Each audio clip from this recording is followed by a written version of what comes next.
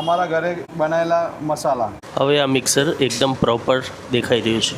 અલગ અલગ તાસોમાં મૂકવામાં આવે છે.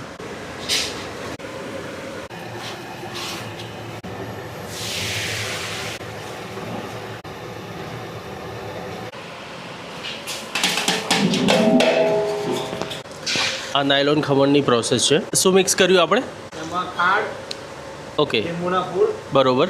અને મીઠું. મીઠું, 3 વસ્તુ. આ છે જિગ્નેશભાઈ, અને જિગ્નેશભાઈને આપ અગાઉના વિડીયોમાં જોયા હશે. આજે એ ખુદ પોતે બેઠા છે આ મેકિંગ કરવા માટે, તો આપણને પૂરી માહિતી આપશે. લીંબુના ફૂલ, મીઠું ને ખાંડ જે આપણે મિક્સ કર્યું પાણી સાથે એ ઓગળી જાય એના પછી ચણા લોટ નાખવામાં આવે છે.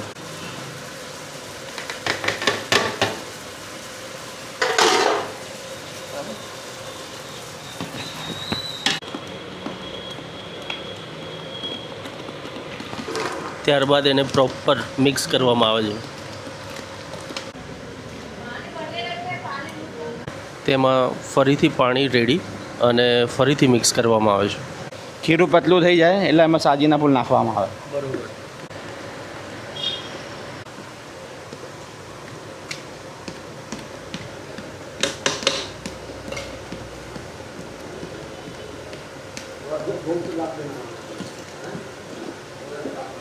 એમાં ફરીથી થોડું પાણી મિક્સ કરી અને પ્રોપર મિક્સ કરવામાં આવે છે.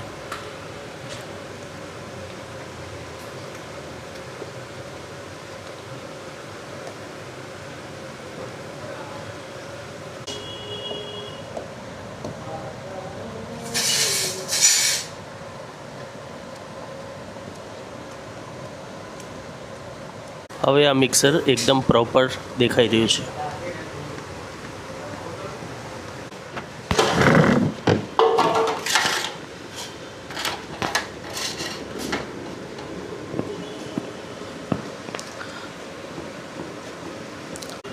હવે આ મિક્સર અલગ અલગ તાસોમાં મૂકવામાં આવે છે.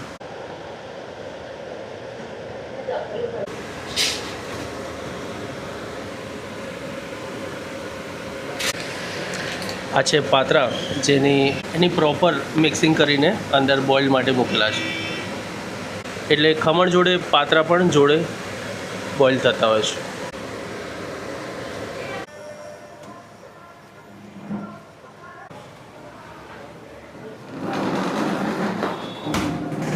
હા, રાતે દાળ બપોરે પલાળવી પડે અને સાંજે પીસવી પડે અને એને મિક્સ કરીને એને ઢાંકી દેવામાં આવે છે. અને બીજા દિવસ સવારે જ્યારે ફૂલ અથવાઈ જાય પછી એને પાણી નાખીને અને સાજીનું ફૂલ નાખીને બનાવવામાં આવે ખમણ. હવે નેક્સ્ટ પ્રોસેસમાં શું હોય છે? બસ આમ હવે ખમણ બાફવા માટે મૂકવાનો હોય છે. જ્યારે બફાઈ જાય પછી એનો વઘાર કરવામાં આવે છે.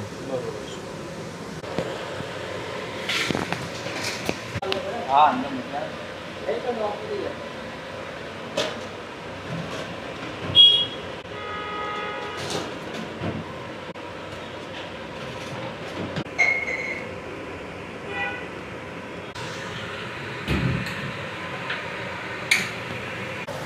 ખમણ રેડી થઈ ગયા. હા, બફાઈ ગયા છે. પાટીદારના ખમણ રેડી થઈ જાય. ઓકે. જિગ્નેશભાઈ, હવે આપણે શું પ્રોસેસ કરીએ? આપણે જે દુકાને વેચાતી પોચી ફૂલોડીની બરોબર છે. પ્રોસેસ છે. બરોબર છે. એમાં ચણાનો લોટ લેવાનો ઝીણો બરોબર. અને કકરો લોટ, ઓકે. એ બંને મિક્સ કરવામાં આવે. જી. અચ્છા, આમાં બંને ટાઈપના લોટ મિક્સ થાય. બરોબર. ઝીણો અને કકરો. કકરો, બરોબર.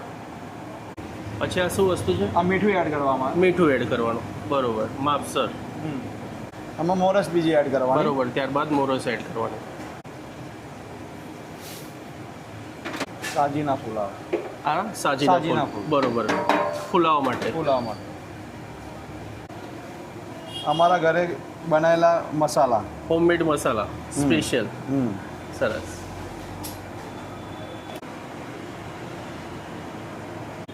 લાલ મરચું. લાલ મરચું,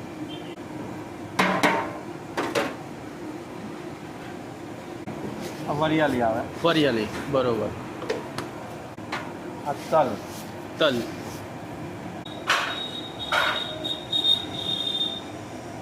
હિંગ છે, હિંગ, બરોબર.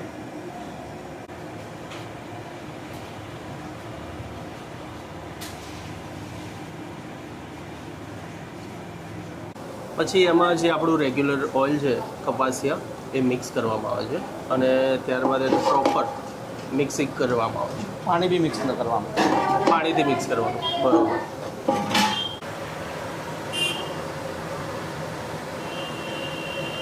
લોકો પામોલી તેલ બી યુઝ કરે છે, બરોબર પણ છે. આપણે પામોલી નથી કરતા, આપણે કપાસિયા કરીએ. મેં જોયું આપણું તિરુપતિ કપાસિયા ઓઇલ છે, વઘાર માટે આપણે સિંગ તેલ. બરોબર છે, ફરસાણ લાંબો ટાઈમ સુધી તાજું રહે.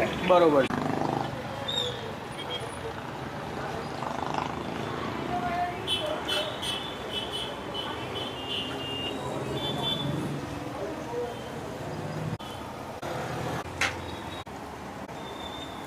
અંદરથી પોચી અને બહારથી ક્રિસ્પી.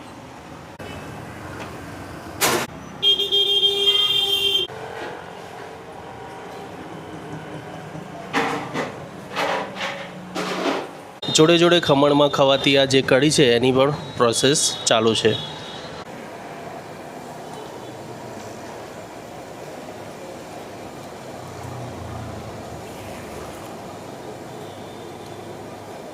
આ નાયલોન ખમણ માટે કઢી બનાવવામાં આવે છે. બરોબર છે, એમાં બેસનથી બનવામાં આવે છે, બરોબર, જેમાં ખાંડ, મીઠું અને લીંબુના ફૂલ એડ થાય છે. બરોબર છે.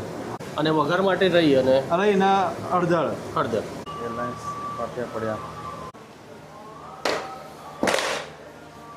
જોડે જોડે પાત્રા પણ બોઇલ થઈ ગયા છે.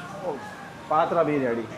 હવે વઘાર માટે મરચાં કટિંગ થઈ રહ્યા છે.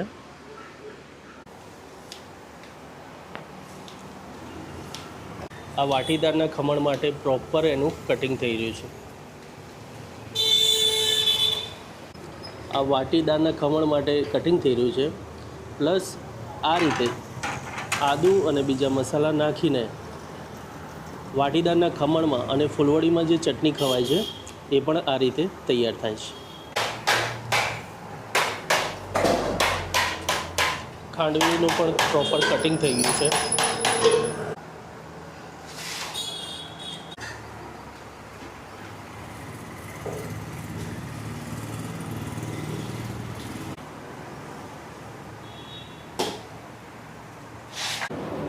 હવે પાત્રાના વઘાર માટે કટિંગ થઈ રહી છે.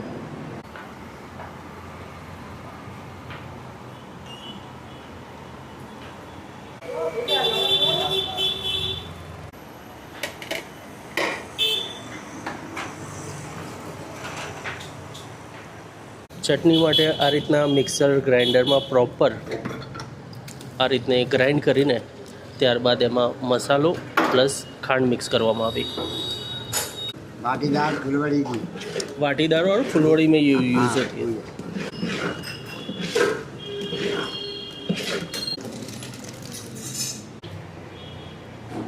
વઘારમાં આપણે ત્રણ જ વસ્તુ હોય ને, રહી, તલ અને ખાંડ અને આમાં હિંગ, આમાં હિંગ આવે.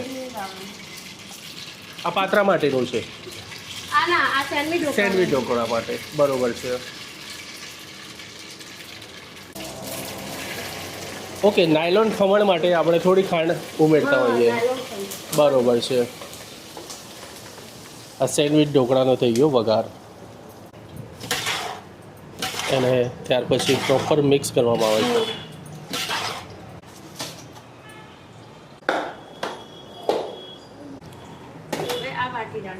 બરોબર. હવે વાટીદારના ખમણ માટે વઘાર કરીશું.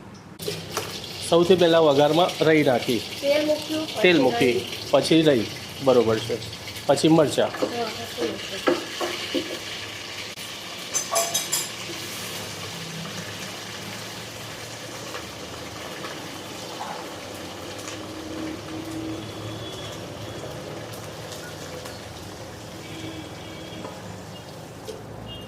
પ્રોપર. હવે વાટીદારના ખમણનો વઘાર થઈ ગયો છે અને ત્યારબાદ એને પ્રોપર મિક્સ કરવામાં આવે છે.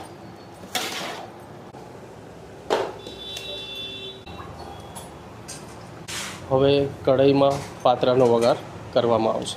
આમાં કઈ વસ્તુ છે? આમાં તલ છે, હળદર છે, મરચું છે, બરોબર હિંગ છે, બરોબર બસ છે. આટલી જ. ઓકે, અને આ તેલ મૂકી દીધું છે. બરોબર છે. અને આમ થોડા રસાવાળા જોઈએ ગરાગોને ખાવા માટે એનું પાણી તૈયાર કરવું. બરોબર છે. એના માટે તો આપણે ખાંડનું પાણી મિક્સ કરતા હોઈએ. બરોબર. મીઠું થોડું લીંબુ નાખવું. ઓકે. બધું મિક્સ. બરોબર. આ થઈ ગયો પાત્રાનો વઘાર.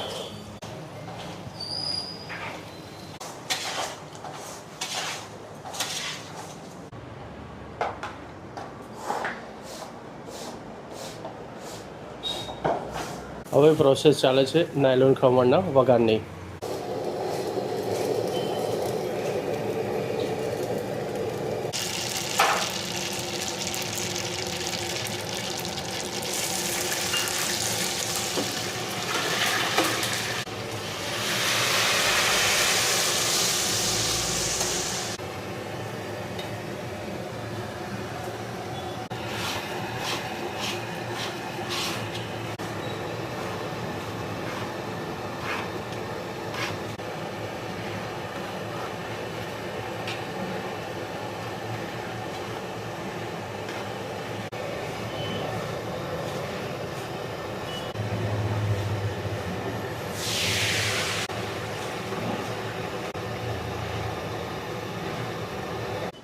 સેન્ડવિચ ઢોકળા, વાટીદારના ખમણ, ખાંડવી અને પાતળા પણ રેડી છે. તો હવે સીધા શોપ પર જશે સર્વ કરવા માટે. આપણે જે સંભારો કહેવાય પપૈયાને છીણ, એ પ્રોપર આ રીતે હાથથી જ છીણવામાં આવે છે. Daily fresh. પહેલાં આ જગ્યાએ એક નાનકડી દુકાન હતી અને દિનેશભાઈ શાહ અહીંયા બેસતા હતા. મેં રૂબરૂમાં આમના હાથે પણ ઘણી વખત ખમણ ખાધા છે અને એ જ નાનકડી શોપ હવે મોટી બનાવી દીધી છે અને પ્રોપર કાઉન્ટર સાથે હવે નવા જ લુકમાં શ્રીરામના ખમણ અહીંયા વેચાય છે.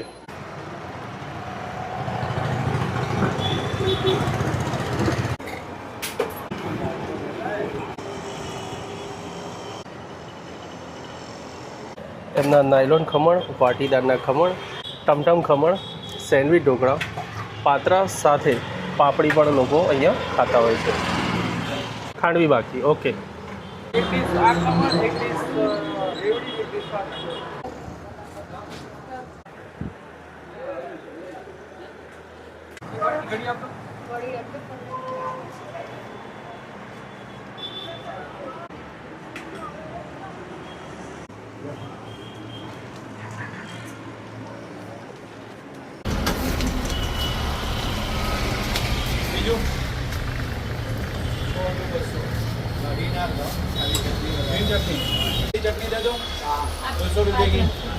આમના ખમણ આપ સ્વિગી અને ઝોમેટો ઉપરથી પણ ઓર્ડર કરી શકો છો અને અહીંયા એમની ગૂગલ લિંક અને ઇન્સ્ટાગ્રામની લિંક પણ મૂકેલી છે. જિગ્નેશભાઈ, આપણો રેગ્યુલર ટાઈમ શું હોય છે? અમારો દુકાનનો ટાઈમ સવારે 8 થી સાંજના 7 વાગ્યા સુધીનો હોય છે. આપણી દુકાનની શરૂઆત 1970ની સાલથી થઈ છે. બરોબર છે. અને શરૂઆતમાં કોણ સંભાળતા? શરૂઆતમાં મારા ફાધર સંભાળતા હતા. બરોબર છે. ત્યાર પછી મોટા ભાઈ, પછી હું.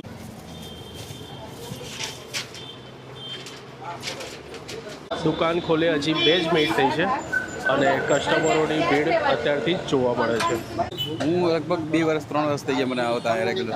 બહુ સારું છે. એકચ્યુઅલી બહુ નેચરલ ટેસ્ટ છે. એકચ્યુઅલી હું કાઠિયાવાડથી હતું, તો કાઠિયાવાડમાં અમારું નાસ્તામાં બહુ ફેમસ છે અને એવો ટેસ્ટ અમને સર આ જે વાટીદારના ખમણ જે છે બહુ સારા લાગે. અને આમની જે રેવ જે છે ને ફૂલવડી. કઈ વસ્તુ પસંદ છે સૌથી વધારે તમને? સૌથી વધારે તો આ ફૂલવડી પસંદ છે, બહુ પસંદ છે. સૌથી વધારે તમને અહીંયાની કઈ વસ્તુ લાગે? હું તો ફર્સ્ટ ટાઈમ આવ્યો છું. બરોબર. ફર્સ્ટ ટાઈમ આવ્યા? First time. અચ્છા, ફર્સ્ટ ટાઈમ ટેસ્ટ કર્યો તો કઈ વસ્તુ ગમે? મને અત્યારે તો મેં પાપડી ટેસ્ટ કરી, મને પાપડી સારી લાગી. पापड़ी साथ सरस. अच्छा सर फर्स्ट टाइम आए हो आप हाँ जी, फर्स्ट टाइम आया है। और कौन सी चीज़ ज़्यादा पसंद है? नहीं, आइटम सारा टेस्टी है। खम्मन, पात्रा, पापड़ी, इनकी चटनी, कढ़ी और वो तो स्पेशल है। और मिर्ची तो ऐसी है कि आज दिन तक यानी इतने सारे ब्रेकफास्ट इतने सारे स्नैक्स लिए, लेकिन मिर्ची का टेस्ट बहुत बढ़िया है। તો આપણે લઈ લીધા છે વાટીદારના ખમણ, પાપડી અને સાથે ફૂલવડી અને નાયલોન ખમણ, સાથે સંભારો એટલે આપણું પપૈયાને છીણ, મરચાં અને ખમણના ક્રશમાંથી બનાવેલી ચટણી અને કઢી. મિત્રો ઘણી વખત રજાના દિવસે ખાસ મોર્નિંગમાં હું એ નાસ્તો કરવા આવું છું. જિજ્ઞેશભાઈનો ખૂબ ખૂબ આભાર કે આ બધું મેકિંગનો વિડીયો બનાવવા દીધો. જો તમે બહારના ગુજરાતી નાસ્તા કરતા હોય તો ક્વોલિટીવાળા નાસ્તા કરશો તો કોઈ જાતની પ્રોબ્લેમ નહીં થાય. તો મિત્રો હવે આ નાસ્તો ક્લિયર કરીશ. આ વિડીયો આપને કેવો લાગ્યો મને કોમેન્ટમાં જરૂર જણાવજો. મારી ચેનલ સબસ્ક્રાઈબ ના કરી હોય તો કરી દેજો અને વિડીયો પસંદ આવે તો લાઈક કરી દેજો. તો મળીએ એક નવા વિડીયો સાથે. ત્યાં સુધી રજા આપજો. જય માતાજી.